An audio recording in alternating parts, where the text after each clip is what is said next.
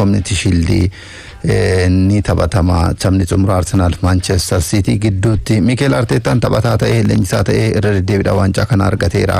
Tarii har'as injifannoodhaaf karoora jabaadha kan qabu. Waancaa kana injifachuun liigicha milkiin akka eegalluuf carraan uumamu waan jedhudha kan Artetaan kaasee taphattoota waqtii gannaa kana mallatteessifate kilabichi kan humna isaanii itti madaalu liigicha eegaluuf egaa amma torbee tokko tafaa har'a jennee kaasuu dandeenya. Kalaboonni lachanuu tilmaama ooptaatiin kalaboota shaampiyoonii Premier League England bara dorgommii 2026-27 sadarkaa tokkoffaa fi lammaffaa argatan Arsenal sadarkaa tokkoffaadha Manchester City lammaffaadha. Kanaaf kalaboonni kunneen bara dorgommii haaraa eegalu kanaan kalaboota shaampiyoonummaadhaaf waliin morkatan jedhamuudhaan xiinxaltoonni kubbaa miilaallee ragaa bahaati kan jiranu. Kanaaf tapharraatiin Enzo Marescaan akkamitti garee Pep Guardiola booda garee akkamii ijaaranii akkamitti Arsenal waliin dhiyaatu kan jedhu guutumatti agarsiisu sana arguu yoo baanne illee hanga ta'e kan itti ilaaluu dandeenyudha. Mikel Artetaanis ammoo Zolis akkasumas Bruno Gimaresh taphattoota haaraa mallatteessifate Citynis Elliot Anderson taphattoota haaraa mallatteessan sana tapha kanaan kan itti fayyadaman waan ta'eef taphni kun har'a sa'aatii waaree booda sa'aatii 11 eegalee kan taphatamu waan ta'eef Premier League England eegaluudhaaf torbee tokko yeroo hafu taphatamu waan ta'eef milkiidhaan eegaluudhaaf taphni kun kilabootaaf yeroo kana dura yeroo shaampiyoonii ta'an kilaboota yeroo laalaa turre ka'umsa bara dorgommittiin eegalan milkiin eegaluudhaaf waancaa argachuudhaaf taphni kun murteessaa yeroo ta'e argaate kan ture. Kanaaf ammoo taphni Arsenal fi Manchester City kun sirriitti akka eegamu wantoota isaan keessa leenjistoonni akkamitti dhiyaachuu danda'u tooftaa malamaltee isaanii taphattoonni haaraa ga'umsa akkamii tapha kana mul'isu kan jedhu sun sirriitti kan itti xiyyeeffannoo argatee fi deebittiin argachuu danda'udha tapha kanaan. Taphni kun egaa Wales magaalaa Cardiff Stadiumii municipality kan taphatamu sa'aatii 11tti gama Arsenal William Saliba akkasuma Julian Timber miidhama waan qabaniif hin jirani. Rodriin tarii tapha saa xumuraa taphachuu danda'a jedhamee eegama. Maaliif gara Barcelona deemuuf imala irra jira waan ta'eef Barcelonaan gaaffii sadaffaa isaa irra deebiidhaan mallaqa fooyyessee dhiyeesseera. Gama Manchester Citytiin taphataan miidhamaan taphni kun jala darbu akka hin jirredha kan eegamu. Keessumayyuu taphattoonni waqtii gannaa kana boqonnaa irra turan kan waancaa addunyaarraa deebi'an tapharraatiin filannoo jalqabaatiin gara dirreetti deebi'u jedhamee eegama. bara 19 kan eegale waancaan Community Shield waggoota 104 lakkoofsiseera. Dorgommichi duraan maqaa Charity Shield jedhamuun dorgomamaa ture. Bara 2002 Community Shield itti jijjiirame. Dorgommichaan kilaba England Champions League ta'ee fi kan waancaa FA injifatetu jalqabbii bara dorgommii haaraan duratti waliin taphata. Manchester United QPR waliin yeroo jalqabaatiif yoo taphatan, United kilaba jalqabaa dorgommii kana injifatee fi yeroo hedduu 21 injifachuunis seenaa qabudha. Arsenal yeroo 17, Liverpool 16 injifachuun kilaboota seenaa bareeda dorgommichaan qabanidha. Sababa stadiumiin biyyattii Wembley konsertii muuziqaatiif dursee qabameef taphni waancaa Community Shield baranaa stadiumii Cardiff City Principalitytti akka taphatamu FA'n England beeksiseera. Iddoon dorgommichaa Walesitti yoo ta'u, seenaa isaa keessatti yeroo 7ffaa fi erga bara 2007 immoo yeroo jalqabaatiif Londoniin alatti taphatama. Arsenal fi Manchester City'n tapha waancaa Community Shield yeroo 4ffaaf waliin taphatu. Kilaboonni lamaan dorgommii kanaan yeroo 3 waliin taphataniin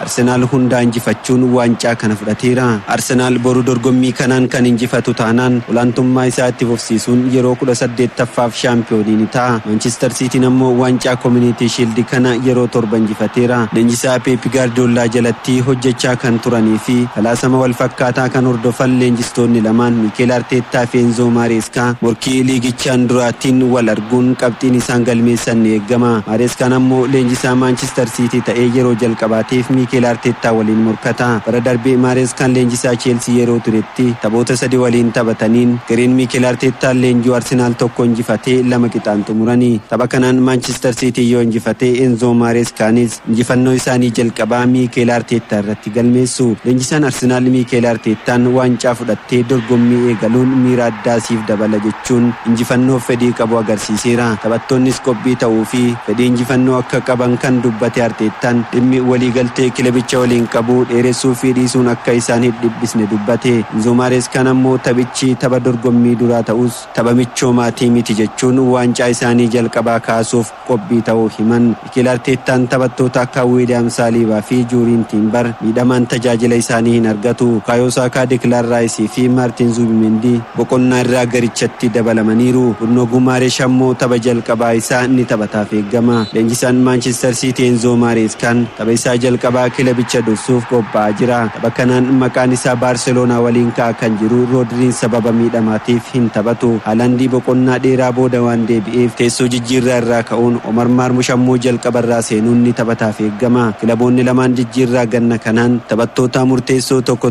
qofa mallatteessifatanii paawundii miiliyoona 100 fi miiliyoona 16 Manchester Citytti kan makame Elliot Hendersonii fi paawundii miiliyoona 34 Arsenaaliif kan mallatteesse Christos Zolis ga'umsi mul'isan ni eeggama. Qophii gannaa taphoota madaallee ga'umsaan Arsenaal Jiroonaa qofa yoo injifatu Dortmundii fi Real Beetisiin mo'amuun Como waliin qixa baheera. Manchester Cityin tapha madaallee ga'umsaa 3 qofa yoo taphatu Atletico Madridii fi taphattoota ciccimoo liigii Kooriyaa keessaa injifachuun Inter Milan waliin qixa bahe.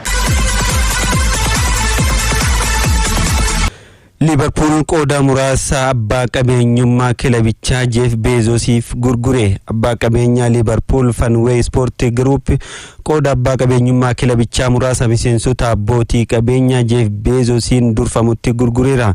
Liverpool dhibbentaa 30 qabeenyummaa kilabichaa hundeessaa Amazon biliyeenara Jeff Bezos fi abbaa qabeenyaa KWPR Amit Bhatia akkasuma hundeessaa Facebook keessaa tokko kan ta'e Eduardo Severinitti gurgureera. Bara 2023 dhaabbanni Dynasty Equity jedhamu doolaara miiliyoona 200 qabeenyummaa kilabichaa dhibbentaa 3 bitachuun ni yaadatama. Pirezidaantiin Fanway Sport Group Mike Gordon Liverpool guyyaa tokkotti hin ijaaramu yoo jedhan namoonni biizinasii yaadaa fi qabeenya qaban gara pirojektii keenya fiduun waliin hojjechuun kaayyoo keenya jedhaniiru.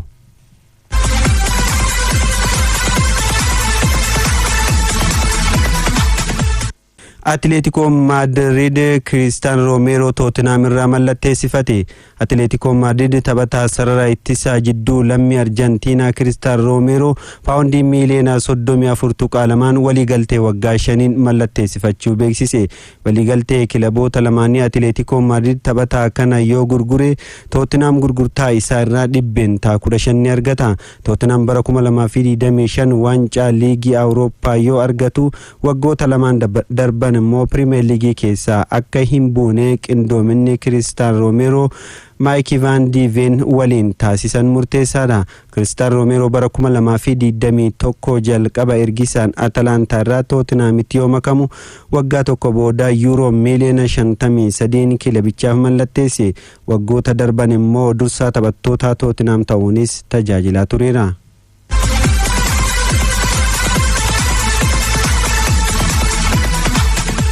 Manchester City osoo gaaffii hin dhiyeessin guyyaan Enzo Fernandes itti gurguramu darbe. Kilabni taphataa sarara jidduu Chelsea Enzo Fernandes mallatteessifachuu barbaadu hanga guyyaa kaleessaatti paawundii miiliyoona 100 fi miiliyoona 20 fudhachuu danda'a jechuun Zabiluus yoo beeksisu kilabiin taphataa Enzo Fernandes mallatteessifachuuf gaafate hin turre. Manchester City lammii Arjantiina Enzo Fernandes mallatteessifachuu yoo barbaadu leenjisaan duraanii Chelsea Enzo Mareskaan taphataa kanaaf xiyyeeffannoo taasisaa turan. Ta'us Manchester Cityin Rodri osoo hin gurgurin Enzo Fernandes mallatteessifachuu hin barbaanne. Chelsea Enzo Fernandes paawundii miiliyoona 100 fi miiliyoona 20 yoo gurgure seenaa jijjiirraa taphattootaan taphataa qaalii afraffaa ta'uun galmaa'a. Ka Enzo Fernandes buusuuf Chelsea Bournemouth irraa Alexis Scott yoo barbaadu torbee 3 dura paawundii miiliyoona 64 dhiyeessee Bournemouth harkaa kuffisuun ni yaadatama.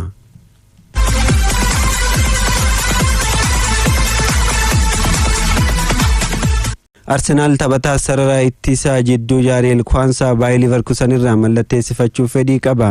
William Saliba sababa miidhamaan ji'ootaaf dirree irraa fagaachuu isaa hordofuun Arsenaal taphataa sarara ittisaa jidduu yoo barbaadu taphataa umrii 23 Jaareel Kwaansaa mallatteessifachuuf fedhii akka qabu BBC Sport himeera. Arsenaal jalqaba Ezri Konsa Aston Villa irraa mallatteessifachuuf yoo barbaadu Aston Villaan taphataa umrii 28 kana euro miliyoona 60 gurguruu barbaada jechuun Arsenaal ammoo paawundi miliyoona 40 qofaan bituu barbaada.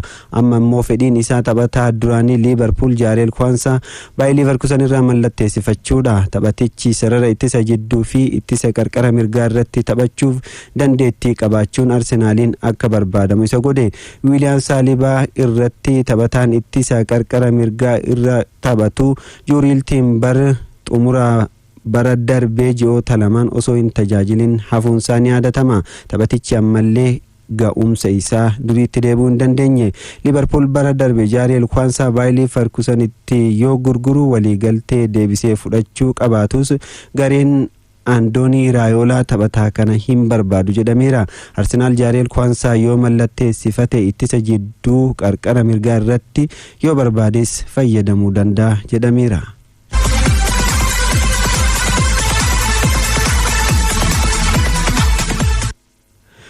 Oduu keenya xumuraatiin Premier Leaguein England bara dorgommii 2026-27 seeronni haaraan hojiirra oolu jedhame. Dambiin kunneen qisaasama yeroo xiqqeessu naamusa taphattoota irrattis jijjiirama kan fidu ta'uu mala jedhameera. Abubakar Abdalla.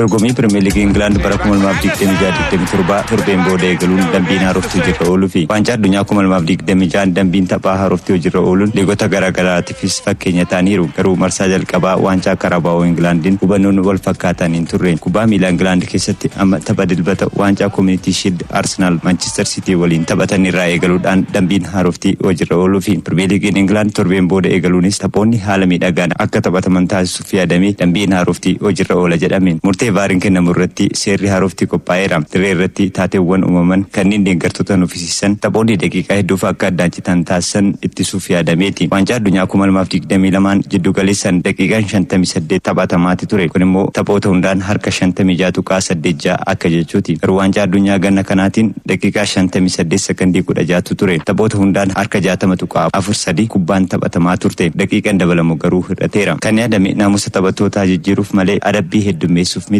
Garuu kilaboota qabxii argachuuf daqiiqaa qisaasessuu barbaadaniif kun hin mijanne. Premier League England dorgommii bara 2026-27tiin kubbaa goolii irraa rukutamuu fi ala bahee harkaan darbatamu laachisuu irratti abbaan murtee sekondii 5 keessatti akka eegalamu dambiin kun ni akeeka. Yoo kubbaan ala bahee dafee hin darbatamu ta'e abbaan murtee garee faallaaf carraa kennaa fi kubbaan goolii irraa rukutamu keessattuu xumura taphaa irratti sekondii 5 keessatti rukutamu taanaan abbaan murtee rukuttaa rogaa garee faallaaf ni kenna. Akka dambii haarawaatti jijjiiran taphattootaa yoo taasifamu taphataan dirree ba'u sekondii 10 keessatti dirree ba'uu qaba. Yoo kun ta'uu baate kan seenu daqiiqaa tokkoof dirree hin seenu. Kilabiin isaa taphattoota 10 taphata. Dambiin biroo immoo taphataa miidhame kanaan dura ogeessi yaalaa dirree seenuudhaan yaalii taasisuuf sekondii 30 booda dirree kan seenu ture. Amma daqiiqaa tokkotti guddateera. Taphattoonni yaaliin akka taasifamu gaafii hin dhiyeessin abbaan murtee tapha akka dhaabuu taasisan dirree hari'amu. Kunis taphattoonni garee faallaa irratti dhiibbaa akka hin uumneef yaadameeti. Goolii eegan yeroo akka hin qisaasessinee fi bartee kanaan dura yeroo goolii eegan miidhame taphattoonni leenjisaa bira deemuudhaan ajaja fudhatan hambisuufis yaadameera. Goolii eegan yoo miidhamee yaala kan gaafatu ta'e taphataan tokko kan leenjisaan filatame yookaan dursaan taphattoota daqiiqaa tokko ala ba'a. Sekondii 10 keessatti eenyu akka bu'u abbaa murtee afuraffaaf hima. Gama biraatiin rukuttaa sarara goolii keessaa taasifamu ilaalchisee goolii eegan yookaan taphataan ittisaa sarara goolii keessatti yoo rukute taphni eegalamuu kan mul'isudha. Akka kanaan dura taphattoonni ittisaa tokko yookaan lama kubbaa sarara goolii keessatti tuqanii san booda goolii eegan harkaan kubbaa qabuun ni hafa. Goolii eegan haala kana keessatti harkaan kubbaa qabe penaaltii yookaan rukuttaan kallattii hin taane ni kennama. Rukuttaa adabbii rukutamurraa yoo balleessan hojjetame abbaa murtee baar ilaaluun murteessuu akka danda'u simameera. Kubbaan taphatamaa yeroo hin jirretti badii hojjetamuuf rukuttaan adabbii hin kennamu. Premier League Englandiin dambii haaraa hojiirra oola jedhame keessaa akka waancaa addunyaa darbee taphattoonni walitti yoo bu'an kan harka afaan irra kaa'ateef adabbiin hin kennamuu fi dogoggoraan rukuttaan rogaa yoo kan kennamu ta'es baar ilaalamuu qaba kan jedhu hojiirra hin oolu.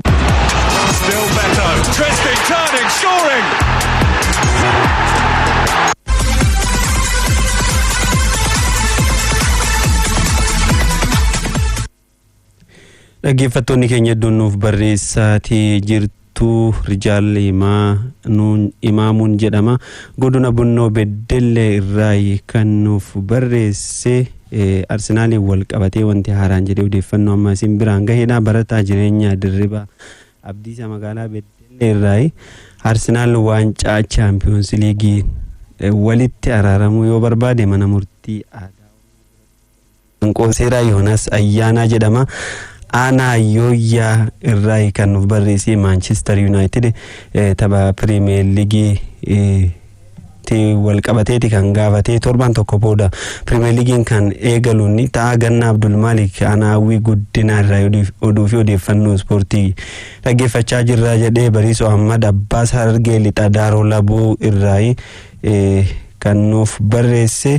Khalil Sultaan godina Bunnoo Beddellee irraa nuuf barreesseeti jira. Anas Badruu Jimma Saantoo irraa waancaan kan Arsenaalii 3-0 ni injifata jedheetiin jira. Ifreem Fiqaaduu godina Iluu Abbaaboor Aanaa Yaayyoo irraa kan nuuf barreesse.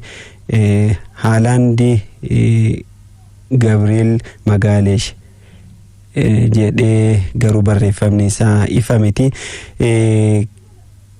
Mu'aaz Yaasin jedhama kan nuun jedhe dhaggeeffataa keenya birootii maamila keessan ta'uu barbaada jedheetiin jira.